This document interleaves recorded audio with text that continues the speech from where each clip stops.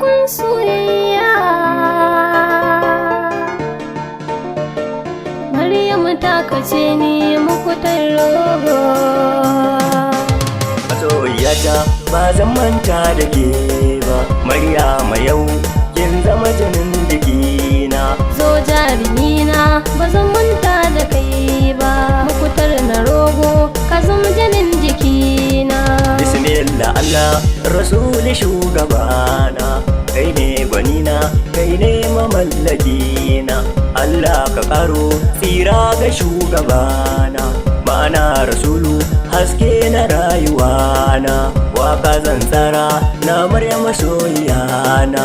Zo jarimina ba zan manta da kai ba, Maryama yau kin zama jinin jikina.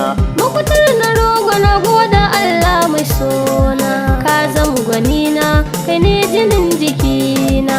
Yau na yi dace na samu mai sona, mukutar na rogo sannan ka jarimina. Kun ka ne kira ka rike alƙawarina, ni Maryam zan rike ma amana.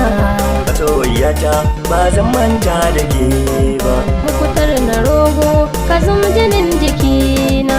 Maryama ke ce wacce na sa cikin raina, buri na shine ki zamo uwa ga 'ya'yana.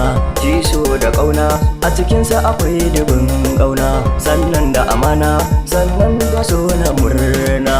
Na gode Allah na samu mai sona. Zo jarimina ba zan manta da kai ba, Maryama yau kin zama jinin jikina. zauna ka huta so kai nake wa fata. Yau ne da kai kun zama jini da hanta, in babu kai rayuwa ta wahalta. Mukutar na rogo ne kai zan yi wa gata, Maryamu kai ɗaya zan so mara ga mata. Duk duniya mukutar ban ga kamar ya kai ba, Masoyiyata ba zan manta da ke ba, mukutar na rogo ka zama jinin jikina.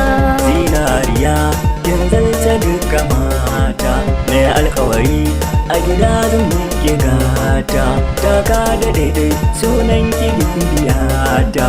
Maryama ke ce na saka a zuciyata, kutar na rogo na baki raga mata. Zo jarimina ba zan manta da kai ba, Maryama yau kin zama jinin jikina. ladabi biyayya a gidan ka zanayi ma, komai kake so a take zanayi ma. Har abada ba na sa kai na dama, dan zuciya a cikin ta kai girma. Rawa ta kauna a gaban ka zanayi ma, Maryama ne mukutar nake bida. Masoyiyata ba zan manta da ke ba, Maryama yau kin zama jinin jikina.